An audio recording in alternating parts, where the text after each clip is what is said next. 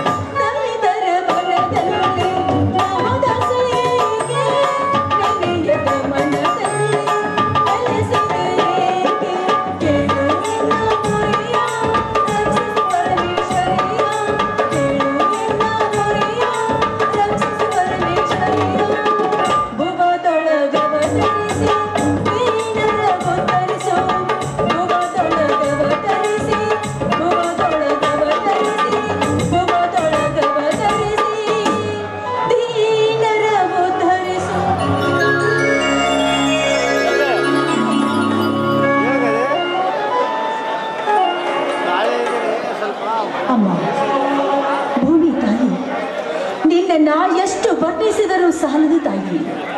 ಇಡೀ ದಾನವನ್ನ ನಿನ್ನ ಮಡಿಲಲ್ಲಿ ತುಂಬಿದ್ರೆ ಪಡಿ ದಾನವನ್ನ ಕೊಡುವ ನಿನಗೆ ನನ್ನ ಕೋಟಿ ಕೋಟಿ ನಮಸ್ಕಾರಗಳು ತಾಯಿ.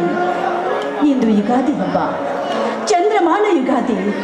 ಹಳೆಯ ಕಹಿ ನೆನಪುಗಳನ್ನೆಲ್ಲ ಮರೆತು ಹೊಸ ಸಂಭ್ರಮವನ್ನ ಆಚರಿಸುವ ದಿನ. ನಿನ್ನ ಮಡಿಲಲ್ಲಿ ಹುಟ್ಟಿ ನಿನ್ನ ಮಡಿಲಲ್ಲಿ ಬೆವರು ಸುರಿಸಿ ದುಡಿಯುವ ಈ ರೈತರನ್ನ ಹಸನ ಮನಸ್ಸಿನಿಂದ ಹರಿಸಿ ಉದ್ಧರಿಸು ತಾಯಿ, ಉದ್ಧರಿಸು ತಾಯಿ.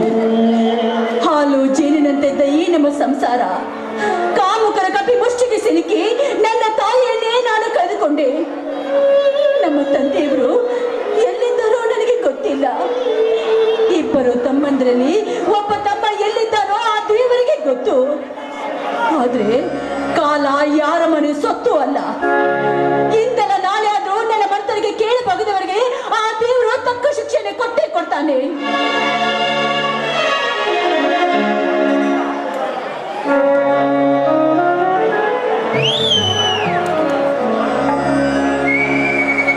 ಸಾವಿತ್ರಿ, ಸಾವಿತ್ರಿ, ನಾನ್ ನಿಮ್ ದಾರಿನೇ ಕಾಯ್ತಾ ಇದ್ದೆ.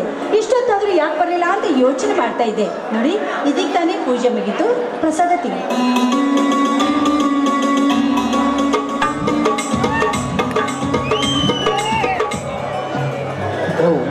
ಇಂದು ಉಗಾದಿ ಹಬ್ಬ.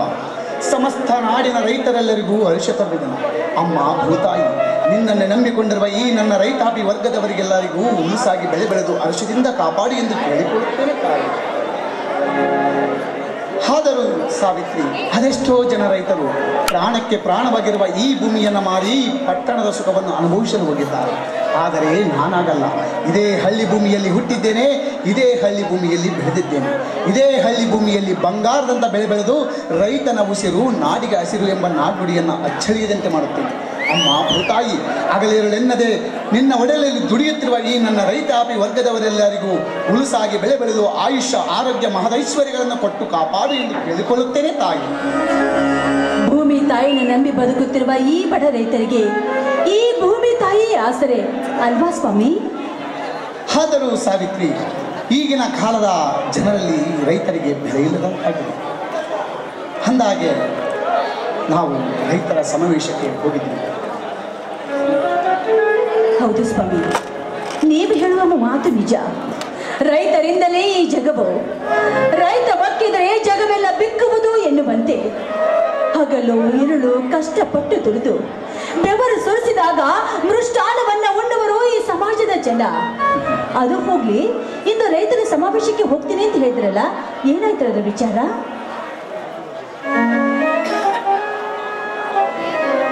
ಇನ್ನೆಲ್ಲಿ ಹೋರಾಟ ಸಾವಿತ್ರಿ, ಇನ್ನೆಲ್ಲಿ ಸಮಾವೇಶ? ಈಗಿನ ಕಾಲದ ರಾಜಕಾರಣಿಗಳ ಸುಳ್ಳು ಆಶ್ವಾಸನೆ ಕೇಳಿ ಸಾಕಾಗಿ ಹೋಗಿದೆ. ಮಹದಾಯಿ ಹೋರಾಟ, ಕಳಸಾ ಬಂಡೂರಿ ಹೋರಾಟ, ಕಾವೇರಿ ನದಿಗಾಗಿ ರೈತರೆಲ್ಲರೂ ಸೇರಿ ಹೋರಾಟ ಮಾಡುತ್ತಿರುವಾಗ ಚುನಾವಣೆಗಳ ಹತ್ರ ಬಂದಾಗ ಓಟಿನ ಆಸೆಗಾಗಿ ಮಹದಾಯಿ ನೀರನ್ನು ನಾಡಿಗೆ ಹರಿಸ್ತೀವಿ ಅಂತೇಳಿ ಸುಳ್ಳು ಆಶ್ವಾಸನೆ ಕೊಟ್ಟು ಚುನಾವಣೆಯಲ್ಲಿ ಗೆದ್ದು ಬೀಗುತ್ತಾರೆ.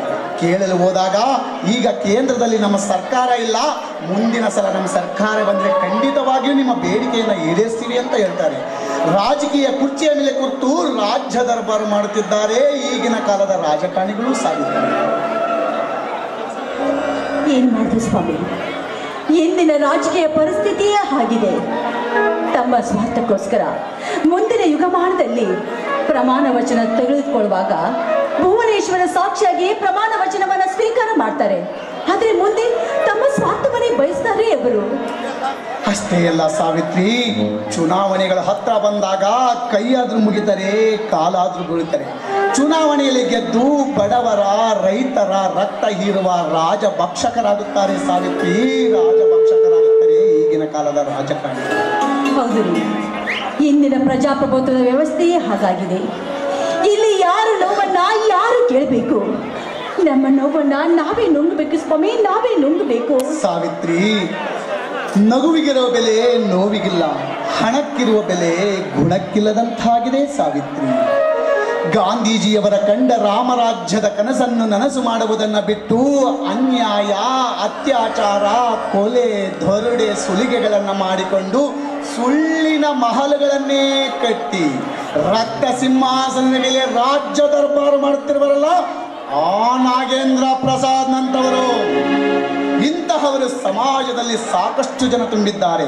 ಇಂತಹವರನ್ನು ಮಚ್ಚಿನಿಂದ ಕೊಚ್ಚಿ ಹಾಕಿದಾಗಲೇ ನಮ್ಮ ದೇಶಕ್ಕೆ ನಿಜವಾದ ಸ್ವತಂತ್ರ ಬರುವುದು ಸಾವಿತ್ರಿ, ನಿಜವಾದ ಸ್ವತಂತ್ರ ಬರುವುದು.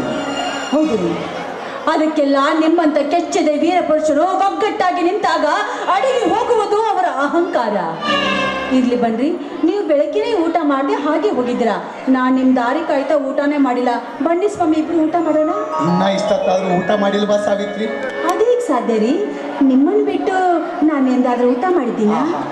ಅದು ಯಾವ ಜನ್ಮದ ಪುಣ್ಯ ಮಾಡಿದ್ದೇನೆ ಸಾವಿತ್ರಿ, ನಿನ್ನಂತ ಹೆಂಡತಿಯನ್ನು ಪಡೆದು. ಸಾವಿತ್ರಿ, ನಾವು ಚಿಕ್ಕವರಿದ್ದಾಗ ತಂದೆ ತಾಯಿ ಪ್ರೀತಿ ವಾತ್ಸಲ್ಯದಲ್ಲಿ ಬೆಳೆಯುತ್ತೇವೆ. ಬೆಳೆದು ದೊಡ್ಡವರಾದ ಮೇಲೆ ನಿನ್ನಂಥವಳನ್ನ ಮದುವೆಯಾದ ಮೇಲೆ ಆ ತಂದೆ ತಾಯಿಯ ಪ್ರೀತಿ ವಾತ್ಸಲ್ಯವನ್ನ ಮಡದಿಯಲ್ಲಿ ಕಾಣುತ್ತೇವೆ. ಹೆಂಡತಿಯನ್ನು ಎರಡನೇ ತಾಯಿ ಅಂದರೆ ತಪ್ಪಾಗಲಾರದು ಸಾವಿತ್ರಿ. ಹುಟ್ಟಿದ ಮನೆಯನ್ನು ಬಿಟ್ಟು ಮೆಟ್ಟಿದ ಮನೆಗೆ ಬಂದ ನೀನು ನನ್ನ ಕೈ ಹಿಡಿದ ಮೇಲೆ ನನ್ನಿಂದ ಯಾವ ಸುಖವೂ ಅನುಭವಿಸಲಿಲ್ಲವಲ್ಲ ಸಾವಿತ್ರಿ. ಒಂದು ದಿನಕ್ಕೂ ಬಂಗಾರ ಬೇಕು, ಬೆಳ್ಳಿ ಬೇಕು, ಅದು ಬೇಕು, ಇದು ಬೇಕಂತ ಕೇಳಲಿಲ್ವಲ್ಲ ಸಾವಿತ್ರಿ. ಯಾಕ್ರಿ ಹಾಗೆ ಮಾತಾಡ್ತಾ ಇದ್ದೀರಾ ನೀವು? ದುಡ್ಡು ಬಂಗಾರ ಇದ್ದ ಮಾತ್ರಕ್ಕೆ ಬಾಳು ಬಂಗಾರವಾಗಲು ಸಾಧ್ಯ ಇಲ್ಲ. ಬಂಗಾರದಂತ ಪತಿಯನ್ನ ನಿಮ್ಮನ್ನ ಆ ದೇವರು ನನಗೆ ಕಲ್ಪಿಸಿ ಕೊಟ್ಟಿದ್ದಾನಲ್ಲ, ನಿಮ್ಮನ್ನ ಪಡೆದ ನಾನು ಪುಣ್ಯವಂತಳು ರೀ, ನಾನು ಪುಣ್ಯವಂತಳು. ಅದೆಷ್ಟು ವಿಶಾಲ ಹೃದಯದ ಬಲೇನು ಸಾವಿತ್ರಿ.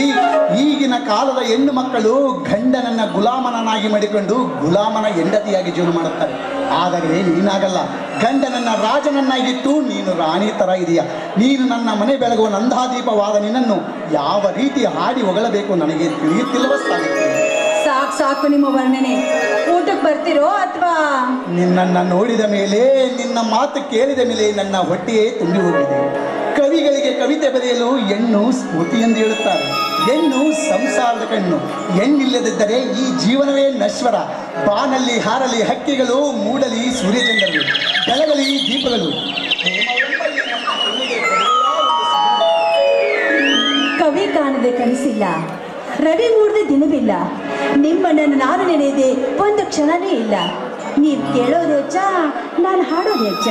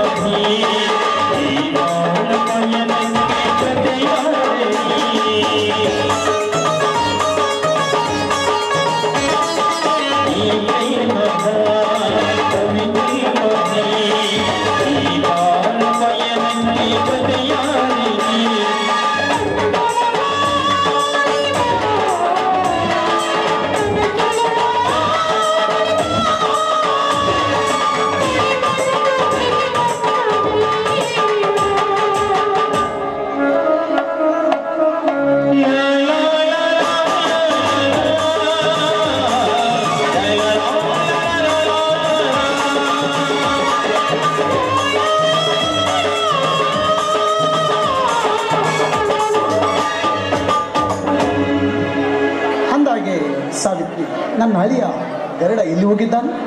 ನೋಡ್ರಿ, ಇಂದು ಯುಗಾದಿ ಹಬ್ಬ ಅಲ್ಬೇಡ್ರಿ, ಭೂಮಿ ತಾಯಿ ಪೂಜೆ ಮಾಡಿ ಉಳುಮೆ ಮಾಡಕ್ಕೆ ಹೋಗಿದ್ದಾನೆ. ಅದು ನೋಡಿಲ್ಲ, ನೆಂಟರು ಅಷ್ಟರಲ್ಲಿ ನನ್ನ ತಮ್ಮ ಬಂದೇ ಬಿಟ್ಟ.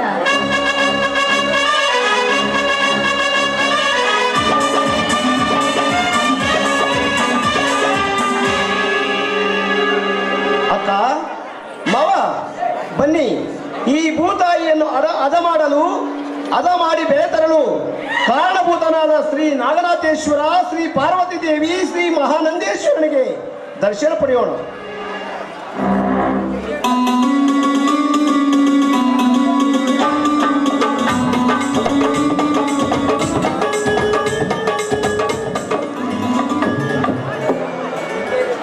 ನಿಜ ಗರುಡ, ಈ ಭೂಮಿಗೆ ಮಳೆಯಾದಾಗ ಬೆಳೆಗಳ ಮಧ್ಯೆ ಬೇಡದ ಕಸ ಕಡ್ಡಿಗಳು ಬೆಳೆಯುತ್ತವೆ.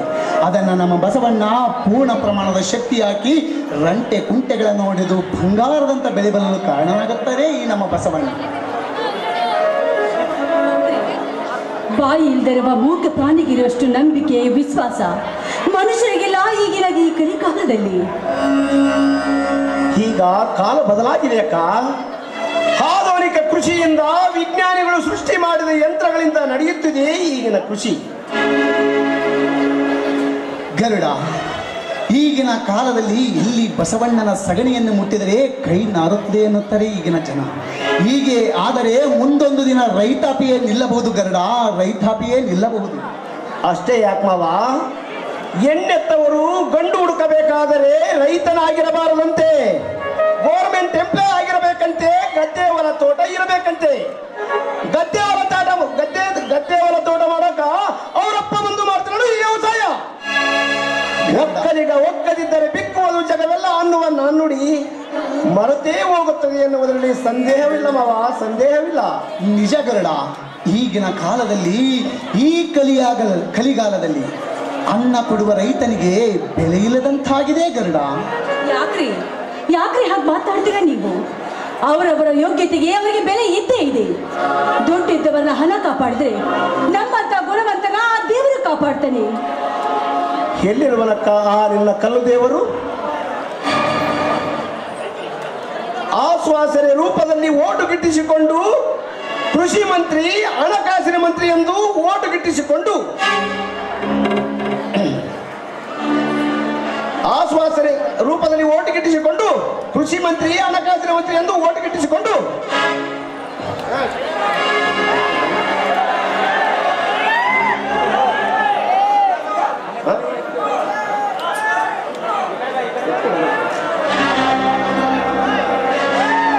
ಎಲ್ಲಿರುವನಕ್ಕ ನಿನ್ನ ಕಲ್ಲು ದೇವರು? ಆಶ್ವಾಸನೆ ರೂಪದಲ್ಲಿ ರೈತ ಬೆಳೆದ ಎಲ್ಲಾ ಬೆಳೆಗೆ ಸೂಕ್ತವಾದ ಬೆಲೆ ಕೊಡದೆ ಆಶ್ವಾಸನೆ ರೂಪದಲ್ಲಿ ಓಟು ಗಿಟ್ಟಿಸಿಕೊಂಡು ಕೃಷಿ ಮಂತ್ರಿ, ಹಣಕಾಸಿನ ಮಂತ್ರಿ ಎಂದು ಪ್ರಮಾಣ ವಚನ ಪಡೆಯುವಾಗ ಪ್ರಾಮಾಣಿಕವಾಗಿ ನಡೆಯುತ್ತೇನೆಂದು ಪ್ರಮಾಣ ಮಾಡಿ ನ್ಯಾಯ ದೇವತೆಗೆ ಅನ್ಯಾಯ ಮಾಡುತ್ತಿದ್ದಾರೆ ಈ ಬಂಡ ರಾಜಕಾರಣಿಗಳು. ಇನ್ನೊಬ್ಬರ ಕೃಷಿ ಭೂಮಿಯನ್ನು ಕಸಿದುಕೊಂಡು ತಮ್ಮ ಸಂಬಂಧಿಕರಿಗೆ ಹೆಸರಿಗೆ ಮಾಡಿ ಸರ್ಕಾರದ ಹಣವನ್ನು ಕೊಲೆ ಹೊಡೆಯುತ್ತಿದ್ದಾರಲ್ಲ ಈಗಿನ ಭ್ರಷ್ಟ ರಾಜಕಾರಣಿಗಳು. ಅಂತವರನ್ನು ಏನು ಮಾಡಬಲ್ಲನಕ್ಕ ಆ ನಿನ್ನ ಕಲ್ಲು ದೇವರು? ಗರುಡ, ದುಷ್ಟರು ಕೂಡಿಟ್ಟ ಹಣ, ಜೇನುಳ ಕೂಡಿಟ್ಟ ತುಪ್ಪ ಮತ್ತೊಂದು ದಿನ ಪರರ ಪಾಲಾಗಲೇಬೇಕು. ಕೊಟ್ಟಿದ್ದು ತನಗೆ, ಬಚ್ಚಿಟ್ಟಿದ್ದು ಪರರಿಗೆ ಎಂಬ ಮಾತು ನಿಮಗೆ ಗೊತ್ತಿಲ್ಲವೇ ಗರುಡ? ನೀವೇನೇ ಹೇಳಿ ಸ್ವಾಮಿ. ನೋಡಿ, ನಮ್ಮಂತ ರೈತರು ಬದುಕೋದು ತುಂಬಾ ಕಷ್ಟವಾಗಿ ಬಿಟ್ಟಿದೆ ಈ ಕಲಿಕಾಲದಲ್ಲಿ. ಕಾಲ ಕೆಟ್ಟಿರಕ್ಕ, ನಾವು ಕೆಟ್ಟಿದ್ದೇವೆ. ಅದೇ ಸೂರ್ಯ, ಅದೇ ಚಂದ್ರ, ಅದೇ ಭೂಮಿ, ಆಕಾಶ ಎಲ್ಲ ಮೊದಲು ನಿಂತಿವೆ ಅಕ್ಕ, ಎಲ್ಲ ಮೊದಲು ನಿಂತಿವೆ. ಕೆಟ್ಟಿರುವುದು ಹಣ ಎಂಬ ಎಣದ ಮೇಲೆ ದರ್ಬಾರ್ ನಡೆಸಿರುವ ಆ ದೃಷ್ಟ ಶ್ರೀಮಂತ ನಾಗೇಂದ್ರ ಪ್ರಸಾದ್ ಅಂತ ಎಷ್ಟೋ ವಿಷಯದಿಂದ ಜಂತುಗಳ ಕಾಯಷ್ಟೋ ವಿಷ ಜಂತುಗಳು. ನ್ಯಾಯ ನೀತಿ ಧರ್ಮ ಎಂಬುದು ಸುಳ್ಳಿನ ಸಕ್ಕರೆ ಏರಿ ಧರ್ಮದ ಸಾಮ್ರಾಜ್ಯ ಕಟ್ಟಿ ಅಟ್ಟಾಸದಿ ಬೆರೆಯುವ ಆ ನಾಗೇಂದ್ರನಂತ ಕಪಟಗಳಿಂದ ಕೆಟ್ಟು ಹೋಗಿದೆ ಈ ಕಾಲ. ಗರುಡ, ಅವರು ಈ ಊರಿಗೆ ಸೌಕಾರು. ಮೇಲತ್ತಾಗಿ ಅವರ ಹೆಸರು ಕೇಳಿದರೆ ಈ ಊರಿನ ಜನ ಗಡಗಡ ನಡುಗುತ್ತಾರೆ. ಅವರ ವಿಷಯ ನಮಗೇಕಪ್ಪ ಗರುಡ? ಯಾಕ್ರಿ ನಡಗಬೇಕು? ದೊಡ್ಡವರಿದ್ರೆ ಅವರಷ್ಟಕ್ಕೆ ಅವರು ದೊಡ್ಡವರಿರ್ತಾರೆ. ನಾಯಿ ಬಂದರೆ ಹೆದರಿಸೋದಕ್ಕೆ ಯಾರ ಕೈಯಿಂದಲೂ ಸಾಧ್ಯವಿಲ್ಲ. ಹೋಗ್ಲಿ ಬಿಡಿ, ಅವ್ರ ವಿಷಯ ಈಗ ನಮ್ಗೆ ಯಾಕೆ ಬೇಕು ಅಂತೀನಿ.